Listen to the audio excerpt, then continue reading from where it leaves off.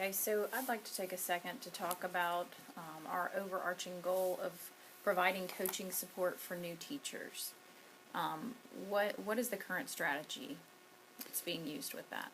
Currently, we're using the coaching mentoring program, cognitive coaching with our teachers. Our instructional specialists are going in and doing coaching strategies with them. They're going in and having planning meetings, and then sometimes being able to come back around and do wrap-up meetings to kind of help them through particular stages for coaching and mentoring.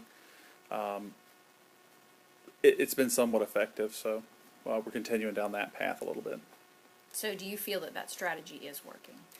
The strategy is a little weak in that the time doesn't really allow for it. We have 7 instructional specialists and roughly 2,000 teachers.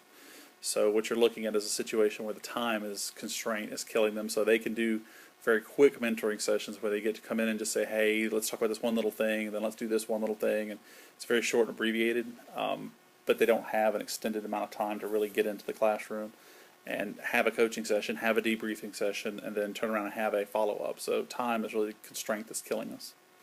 Okay, so in order to try to combat that issue with time, then do you have any plans to try to adjust that strategy? Yeah, what we're going to do this next year is we're going to have the new teachers record themselves using products like Swivel or Torch or some of those things where the recording can be made of the classroom. The teacher can choose to use the recording. The transformation specialist can then look at the recording, make comments, some just video feed things that the teacher could then look at online without having to meet with the coach. They can basically do a virtual coaching session where they get to see the comments and the things from the coach online, and then they can sit down for 10-15 minutes and go over what was discussed. That way they don't spend time discussing it, trying to get an understanding of knowledge base. They already have the knowledge of what was said. Now they've got to talk about the understanding and trying to internalize that and use that for improvement in their classroom.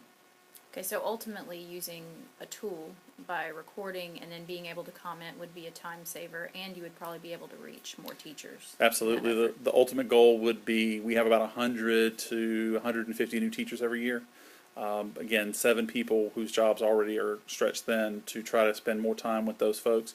This will try to help. It can also be used by other instructional, so if you have a reading coach, an instructional partner, someone else that would come into the classroom and not just focus on our integration the way we look at it, they might be able to use that. And once it becomes a system those teachers are used to, it's much more of a support for new teachers as opposed to, say, when I was a new teacher when you just were given a key in a room.